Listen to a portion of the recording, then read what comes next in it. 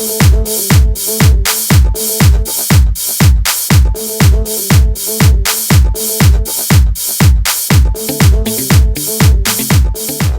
to my new course on building scalable web applications. This course is going to cover my new book, Building Scalable PHP Web Applications Using the Cloud. Now, whether or not you are a PHP developer or you code in some other programming language or platform, I think that you'll find this series very beneficial. So why this book? Well, I found out that a lot of new developers have only a minimal understanding of kind of the larger development issues, kind of the wider view of what goes on when you're building an application. So the computer science degrees, they kind of are very narrow in what they teach. They'll teach you the language, they'll teach you some algorithms, but kind of the overall picture they often don't teach you. Additionally, the computer science degrees rarely include a heavy emphasis in system administration or cloud application architecture. So they kind of give you the basics and then kind of let you fend for yourself after that. So I found that a lot of programmers, they're good with operating systems or they're good with application programming, but not both. And so very few courses actually hit the integration point to show how these different ideas come together for building large-scale applications. So again, this is based on my book, Building Scalable PHP Web Applications Using the Cloud. The course is only going to cover a portion of the book's contents. We're going to cover a lot of the walkthrough stuff from the early parts of the book. Most of the videos will be live programming or live administrating. This video is the only one that's going to be mainly slides. Most of the other ones we're going to actually spend a lot of time doing programming, doing administration, actually working with our cloud. But if you benefit from the video course, I hope you buy the book to learn even more. So, the cloud. Now, everyone who comes out of school these days is probably very familiar with the concept of the cloud. People talk about cloud computing all the time, but very few people stop to define it. So I want to talk about life before the cloud, when we still had the internet, but the concept of cloud had not yet come into focus. So first of all, your infrastructure. You either had to build your infrastructure into your company or rent it. So for example, you might have to pay a large amount of money. Like today, everyone's connected through cable or DSL, and those connections are pretty permanent. But back in the day, if you wanted to be permanently connected to the internet, you had to pay quite a bit of money. And even today, if you have a server in your own office that you want to be up full time, well, then you have to buy battery backups. You probably need more than one connection to the internet, and it actually takes quite a bit of infrastructure work to have a site that's permanently hosted on the internet. Then you have the servers themselves, and you either had to purchase these or rent them. And so these wind up costing a lot of money. Even renting them oftentimes cost minimum was about $200 a month. It just was it was a very large outlay for doing anything on the internet. And then the time scale, what you'd have to do is you would have to go to your provider. You say, well, I'd like 2 new servers. And so they'd come back and they'd talk with their sales guys and they'd be like, okay, well, 2 servers will cost you this much money. Here's a couple different options. And then you talk with your guys and you get back with them. And then once you sign the contract, then it would take a couple weeks before they had everything ready to deploy. And so it could take weeks to months to deploy new servers. And then as I mentioned, the cost, the servers were generally $250 plus for any worthwhile server. And then for planning, you had to plan for your peak usage. So if your peak usage comes on Christmas Day or maybe Super Bowl Sunday or something like that, you have to purchase enough infrastructure for that peak usage because you can't just turn it on and off. You have to be ready to go for whatever your biggest opportunity is. And then finally, hardware problems oftentimes required a lot of manual intervention. It could require downtime to fix, especially if you're on a small system. it just took a lot of manual working with servers. I actually have some funny stories about my own manual server maintenance from back in the day in the book. So you should check that out because they really are pretty amusing. So what is the cloud? So, as I mentioned, before the cloud, you'd have servers. And so we might have two servers that are on the internet that I'm using, one that's just available. And then if I want to add in a new server, I have to physically go in and install that server, place it. I have to do all sorts of things. Sorry, wrong slide. I have to do all sorts of things like I have to set the IP addresses, get it on the network. And then I have to install the operating system. If I wanted the drives to be redundant, I'd have to set that up. Anyway, so all sorts of things that I have to do to install a new server. And then if a server failed, well, I'd have to manually take the server down. I'd have to copy all the disk drives over to some server that's not in use at the moment. I'd have to configure the new server with the same IP address as the old one. And get it all set up on a new machine. Okay, so this was very manual, and it took a lot of time. Even the most automated processes were still painful, even though there were some tools available to make mirroring drives faster and other sorts of things, but it was still painful. So now for the cloud, imagine instead of all these small servers, imagine you have one giant server, okay, or maybe more than one server, but they're significantly sized.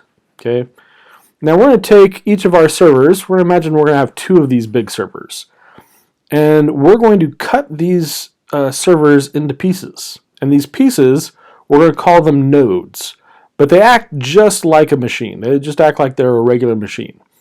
So when you take through a use of a technology called virtualization, you can take a server and you can have it pretend like it's more than one machine. So what you do is you have these programs called hypervisors, and the hypervisor is basically an operating system that runs other operating systems. And so what it'll do, like let's say you have a 64 processor machine that's got 64 gigs of RAM. And so what it might do, let's say that it has just a massive disk on it as well. So what it might do is it might take 8 of those processors and 8 gigs of RAM and a couple of gigabytes of hard drive space, and it will create a virtual computer out of those resources. And so then you can carve up a single machine to act like a bunch of smaller machines. So here in this picture, what I'm showing is I have two large physical machines, and each physical machine has the hypervisor, which is the operating system that runs the other machines on the server, and then each of them is carved up into 3 virtual machines called nodes within it. Okay, and so on the left, you have 2 of the nodes are in use, one of them's available, and on the right, you have 3 completely available nodes. Okay, so these act, as I said, each of these act like completely independent servers. They get their own operating systems. When you run them individually, they have no idea that that there's other machines on their machine. It's kind of like being in the Matrix. They don't know that they're in the Matrix. It feels like the real world to them. So, so when you want a new server in this system, rather than someone having to physically go and install a new operating system, well, the hypervisor is a program, and it simply takes those resources and creates a new server for you in software. So nobody has to go and do anything. The hypervisor literally goes and manages those resources for you. Okay, so here the server on the right is instantiating a new node that is now in use. Okay, so let's say, so we've got 2 servers here. Now, hardware problems usually affect the entire server. So let's say that the server on the left has some sort of an error. Let's say that it's getting either its disk is going bad or it detects that some of its RAM is acting up. Well, what's going to happen is the hypervisor is going to detect this, and it's going to temporarily pause those machines, and it can literally just transfer those machines to resources on another virtualized server. So it'll literally take these machines and move them over to the good server and start them up on the new server, and it'll transfer all the resources. It'll transfer the IP address, it'll transfer the disk drives. In some really advanced cases, it can transfer like the active running image, but that's a little bit more rare. But anyway, it can transfer everything without anybody having to do anything. Pretty much somebody pushes a button, and this stuff gets transferred, and it's on a new server, and it's recovered, and nobody had to do anything. And then later somebody at the actual site will have to go and investigate and replace the computer or whatnot. But as far as for a daily admin, for someone like you and me, this process is completely automated, virtualized, and requires no intervention whatsoever.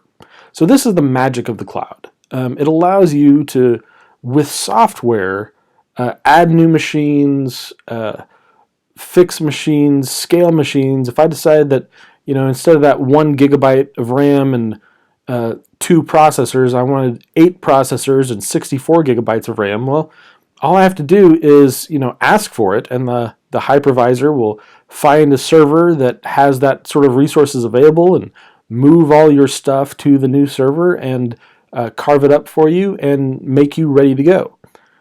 So there's no manual process. It all happens pretty instantaneously.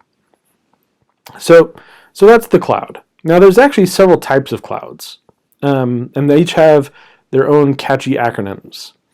So the first one we're going to talk about is infrastructure as a service, and that's basically what we discussed in the previous set of slides. Infrastructure as a service means that the thing that you're buying from the cloud provider is virtual infrastructure. You're buying servers, you're buying load balancers, you're buying IP addresses, you're buying network segments. So you're responsible for the other levels of operation. You're responsible for maintaining the operating system, doing intrusion detection. All those sorts of things are still on you, but the physical infrastructure has been virtualized so that you can get it as a service that you just click a button and it happens for you. And that's abbreviated IaaS, Infrastructure as a Service. Another type of cloud is platform as a service.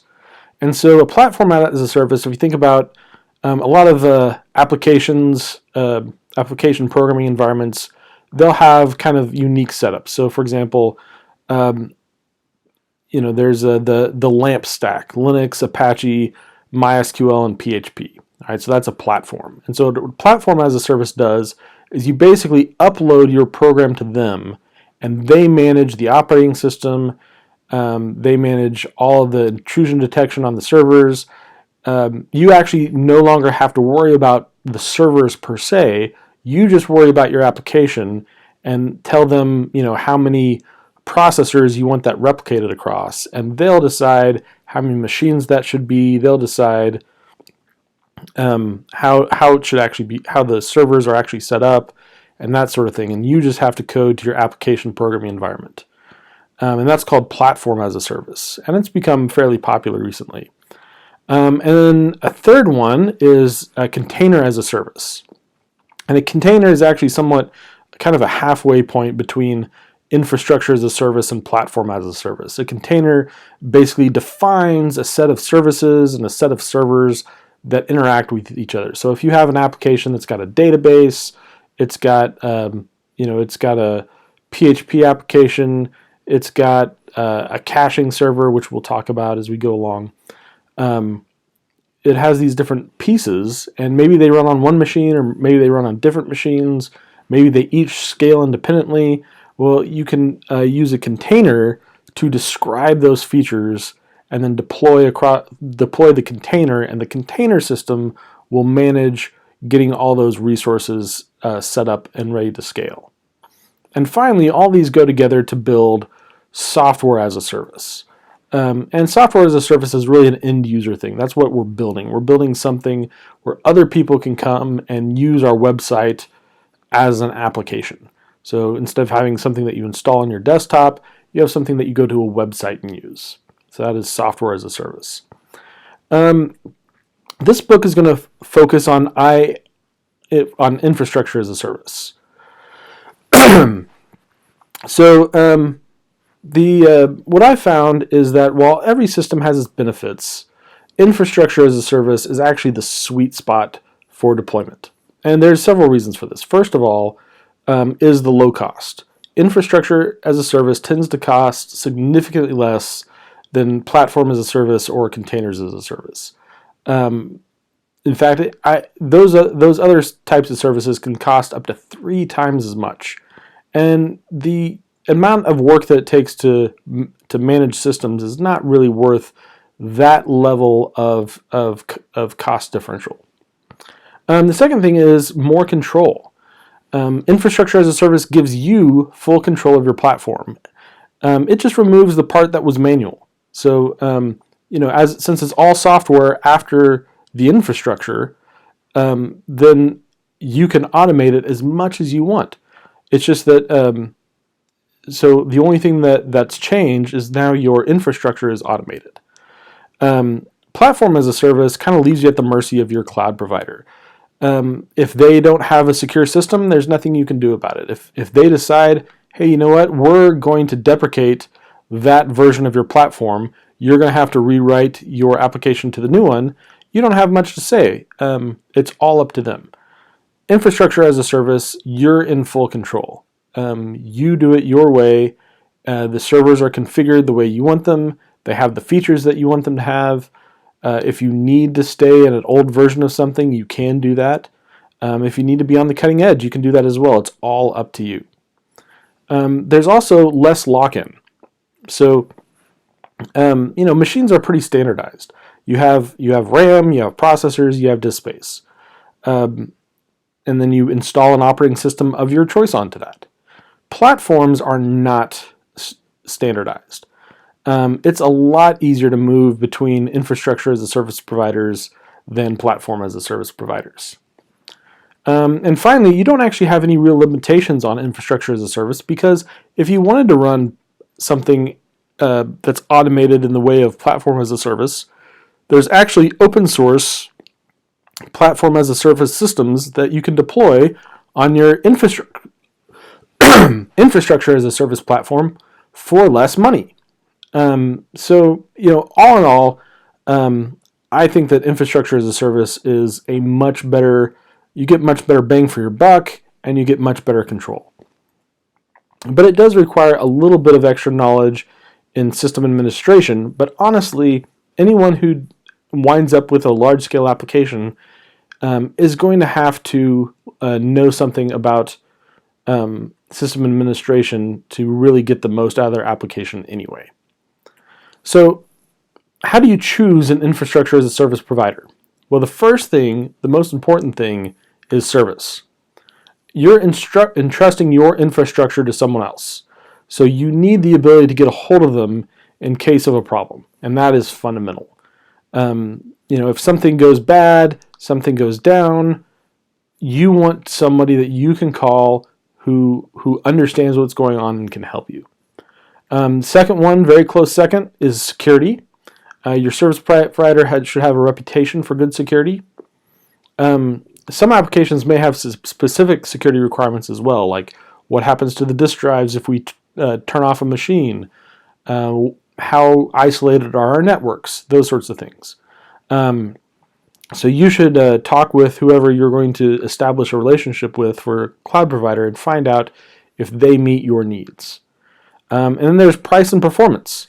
One of the reasons why we're doing infrastructure as a service is it's the best bang for the buck. So you should find an infrastructure as a service provider that maximizes this. And finally, features. Some features you need, some you don't, and some of them actually get in the way. Amazon Web Services, I find, has so many features that it's actually hard to use. In fact, some of the features actually get in the way of actually getting something done on the system. And the Google Compute platform is like that as well. Now I do have sections on, I have chapters on in the book on those systems, but nonetheless, for me personally, I find them too cumbersome. I prefer the more simpler systems that give you just very simple but direct controls over what you're doing. So my provider of choice is Linode. And that's going to be, these tutorials are going to take you through working with Linode and setting up systems and scaling them with Linode. So now, why did I choose PHP as the language? Obviously, there's a lot of languages out there, a lot of things I could have done, but I found that PHP is the easiest language for the widest number of people to understand. There's a lot of I actually think there's a lot of better languages than PHP, but as far as understandability without having to have in-depth knowledge, PHP is actually really useful for that. So it's going to require less upfront explanation of how the code works.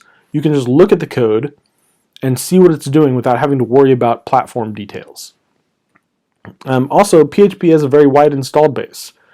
Even if PHP isn't your favorite language, there are innumerable applications built with PHP. Just the existence of WordPress means that a very large percentage of the internet is built on PHP. And then it's very easy to take these ideas that we're learning in the PHP language and transfer them to other languages. It would be much harder to do that going the other way around. If I started with Ruby on Rails, Ruby on Rails is it's a very easy to use system, but it'd be very hard to describe how to take those ideas and apply them to other systems. So in short, I think no matter what language you develop in, you're going to appreciate this book because we're going to concentrate on the ideas, not the programming language. So anyway, in the next video, what we're going to do is we're going to go through kind of a tour of Linode and what it looks like and how to get servers up and running with Linode. So if you enjoyed this video, I hope you like and subscribe, and I hope you buy a copy of the book.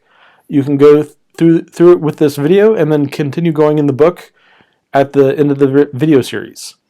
So anyway, if you have any questions, leave them below, and I'll try to get to them. Thank you very much.